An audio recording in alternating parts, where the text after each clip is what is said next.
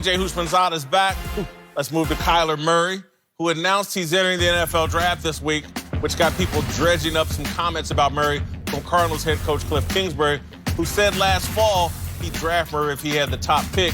Kingsbury was still at Texas Tech when he made the comments, but that didn't stop people from speculating that Josh Rosen could be on his way out. Kingsbury shot down the idea yesterday.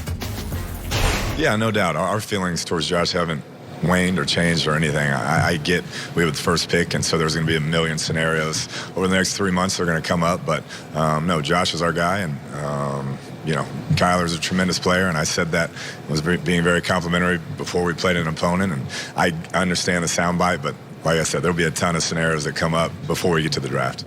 I just don't like anything today. You on one, huh? Yeah, I'm just on one. I don't like this. Why? You holding a press conference to put down little talk radio show rumors, and we love Josh Rosen. Why show your hand that we're committed to our quarterback? Why not let people continue to speculate you might take Kyler Murray, and maybe somebody who actually does want Kyler Murray will offer you something in trade to go get him? I just don't understand why you showing your hands. This is a show of weakness to me, and it makes me think Steve Keim and the people running Arizona, Michael Bidwell, they don't really know what they're doing. They're not confident. Wow, that's an insult on the NFL intelligence and the intelligence community, which, first of all, they don't hold a press conference for this. This is a question asked and answered at a press conference. Two, they know that you can put up the facade of one thing, but we understand what you're really going to do. I just told you about the quarterback class. Not everyone's sitting there excited about this quarterback class, especially when you have a not-so-distant top prospect in Josh Rosen. I love this approach. I love the way that they're doing this because this landed on them in terms of being a little of a firestorm. Remember, these comments were taken out of context because he was doing some pregame gloss, putting some syrup on the opponent, as we all see and do. And this is a talented player in Kyler Murray. Obviously, he's a Heisman Trophy winner. But at the same time, let's not take that and put it into this situation with this organization when they are excited about Josh Rosen rebounding. He had a horrible rookie year based on expectations, but he's still a talent. So respect for them to going outside, realizing, oh, there's a firestorm starting to brew. Let us put this out quickly so we don't disturb our fan base and, more importantly, the psyche of Josh Rosen.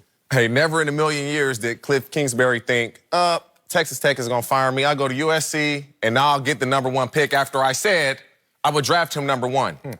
He never thought this situation would take place and he'd be in a situation where, oh, I have an opportunity to take a guy I said I would take #1. Number two is they're doing this for Josh Rosen. It's as simple as that. Yeah. He's a little sensitive. They want to make sure he understands that you're our guy. We not going to draft Kyler Murray. We don't want you leading up to the draft all concerned, are we going to draft Kyler Murray? So here you go. Here's your pacifier. So you're not going to cry. We're going to give it to you ahead of time. And Steve Keim is looking at it like, we traded up to get Josh Rosen. You think after 1 year I'm going to let you draft Kyler Murray? That's not happening. So whether Kingsbury wants him or not, it's not going to happen regardless. I think that Josh Rosen came out draft night and said there were 9 mistakes made in front of him. He has a big ego. He's supposed to think that, though. Yeah. No, he's not supposed to articulate it. And so he's got a big ego, and maybe he needs to be humbled a bit rather than coddled. And again, just like I love your words, they gave him a pacifier. He's a baby.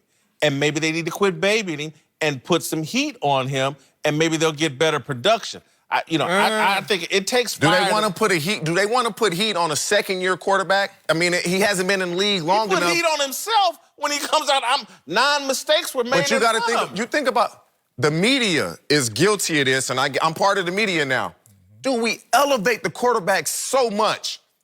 Every quarter they get coddled, they get special treatment. They walk on water, so they can do no wrong. They need to be put in their place like everybody. If you was drafting a receiver, would you say, wait a minute? It's the truth. I'm talking to half the panel up here, I guess, because you're a father. And you got to understand that, look, you can see wrong. And there's a time for punishment, and then there's a time for support. Yeah. And this is the time for support. He's a grown man, though. It's his kid. No, he's 22. And in NFL terms, he's not grown. Second, he was the worst quarterback by rating last year. You think this dude with that ego has not internalized, I had a horrible year. Now it's time to support him and guide him out of this. Why keep beating him down? The NFL opponents beat him down for 16 No, weeks. I don't disagree. He doesn't need that I'm anymore. not disagreeing saying they shouldn't do this. I'm saying this is why they're doing it. I like Josh Rosen personally as a quarterback. This is why they're doing it. The offensive line wasn't great. Man, stop. The offensive line wasn't great, but he didn't have a great, and it goes to, oh, he doesn't have enough pieces around him. Well, if you're that goddamn good, you don't need that. Whoa, wait a minute. What's wrong today? I done set off a fire. You did this.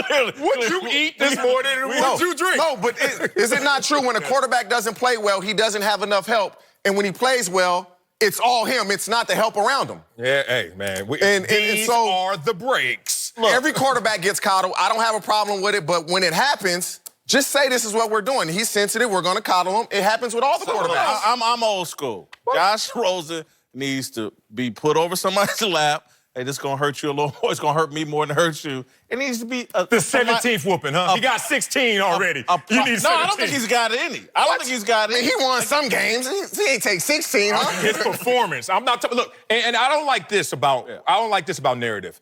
If he didn't say that he would have performed any different. Like, just think about it. He came out and said 9 mistakes. No. I have no idea. It would have been the same. Yeah, I don't have any idea. But I'm talking about how the Arizona Cardinals are handling this dude.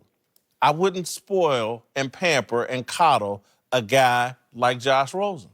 I would put some fire under him and fry up some bacon rather than kissing this dude's rear end. His ego's big enough. He's delusional enough. If you can stand up there on draft night after you get selected 10th and say there was 9 mistakes made in front of me, that to me says someone needs to puncture your ego and bring you down a notch. It was called Aaron Donald twice a year. Like, he got it punctured. I just think that now is the time to let him know, as a lot of veterans are, going into the offseason, you're secure.